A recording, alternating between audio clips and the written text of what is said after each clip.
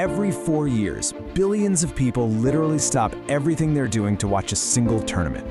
Nations dream of glory, legends are born, and history is written. But how did the FIFA World Cup actually begin?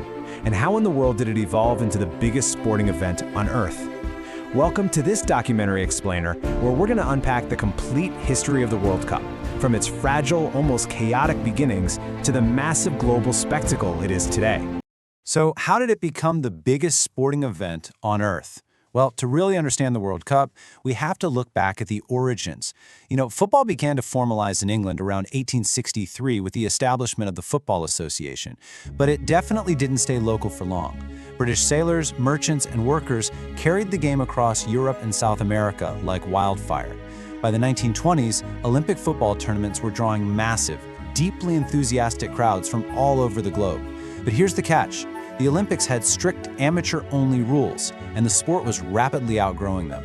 The world was professionalizing, and it craved a dedicated global stage. All right, let's dive into Chapter 1, The Birth of a Dream. It all started with this visionary French guy named Jules Rimet. He fought tooth and nail to create an independent tournament that could unite a deeply fractured world. In 1928, FIFA officially voted to create the World Cup, selecting Uruguay as the very first host. But getting there in 1930, that was quite the undertaking.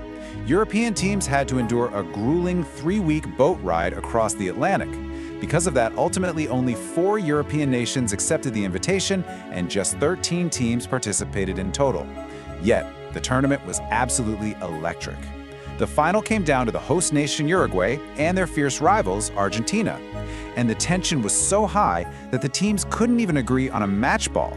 They literally used a different leather football for each half. Uruguay ended up claiming a 4-2 victory, the streets of Montevideo completely erupted, and the World Cup was officially a reality.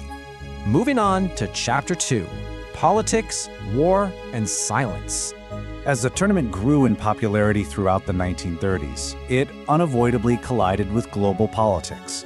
It was famously used as a propaganda tool by Mussolini's regime in Italy during the 1934 and 1938 tournaments. But then came 12 years of total silence. World War II devastated the globe, forcing the outright cancellation of the 1942 and 1966 World Cups. Just imagine the haunting reality of those years. Empty stadium grandstands, completely overgrown pitches. An entire generation of brilliant football talent was lost to the battlefield. Their primes coming and going in a period where survival, not sport, was humanity's only focus. The grand dream Jules Rimet had built was forced into a somber, devastating hibernation. So the crucial point here is what happened when the tournament finally returned in 1950.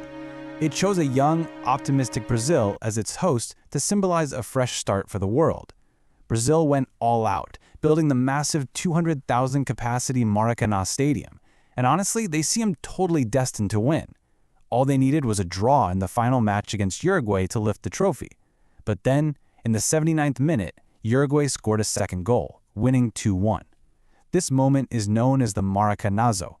The sheer, utter devastation of 200,000 shocked Brazilian fans captures a national trauma that literally forced Brazil to completely rethink and reinvent their entire football identity.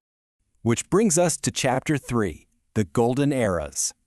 The 1950s completely revolutionized the sport. The 1954 World Cup introduced widespread television coverage, bringing events like the incredible Miracle of Bern right into people's living rooms and turning players into true international icons overnight. And out of the ashes of their 1950 heartbreak, Brazil brought a revolutionary, almost infectious joy to this new global audience. Spearheaded in 1958 by a 17-year-old phenom named Pelé and the incredible dribbler Garrincha, Brazil absolutely dominated. Culminating in their 1970 World Cup victory, this Brazilian side played with a fluid, jazz-like beauty. As the saying goes, they were structured enough to hold together but free enough to surprise you every single time. They didn't just win trophies, they completely redefined how the world wanted to see the beautiful game played. All right, Chapter 4, Money, Media, and Superstars. Now, what's really interesting about this era is how things shifted. Moving through the 70s, the game grew a lot more tactically complex. thanks to the Dutch introducing total football. It also became more politically charged, as we saw in the 1978 tournament held under the Argentine military junta. But this era ultimately gave way to unbelievable individual genius. Take the 1986 quarterfinal between Argentina and England. Diego Maradona literally punched the ball into the net, unseen by the referee, for the infamous Hand of God goal.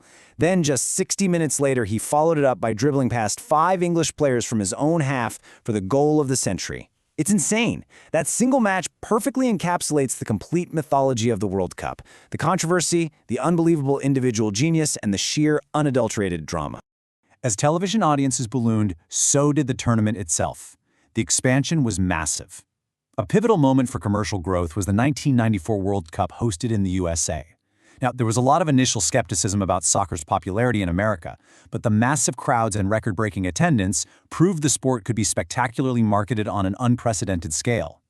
This commercial success was a real game-changer. It catalyzed FIFA to drastically expand the tournament, jumping from 24 teams to 32 teams by the 1998 World Cup in France, bringing in billions in broadcast rights and forever altering the event's global reach. Let's jump into Chapter 5, the global spectacle.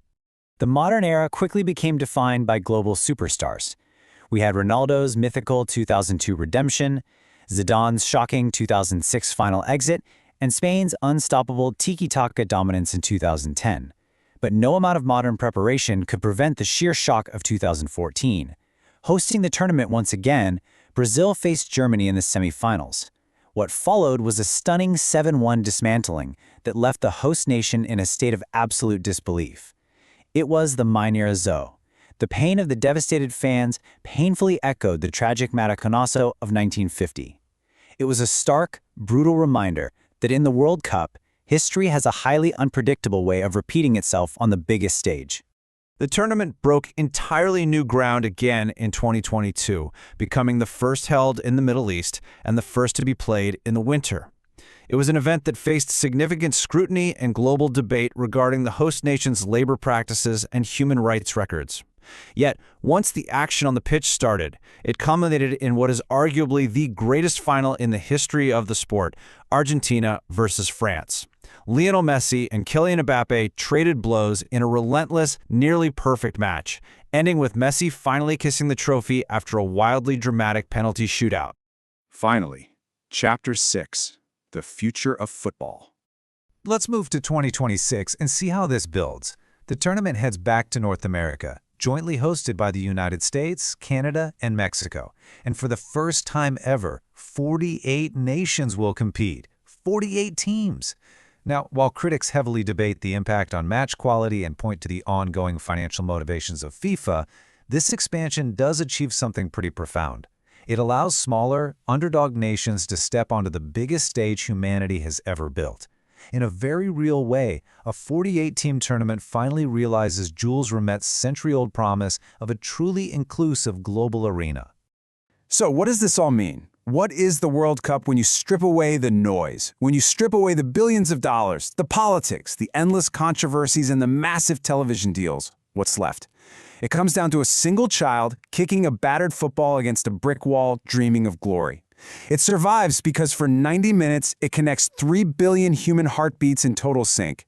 It gives us a place to belong, to feel absolute joy and utter heartbreak together. Thank you for joining me on this documentary explainer. If you want to dive deeper into the beautiful game, make sure to hit subscribe to World Cup Arena. We've got plenty more history to cover. We'll see you on the pitch.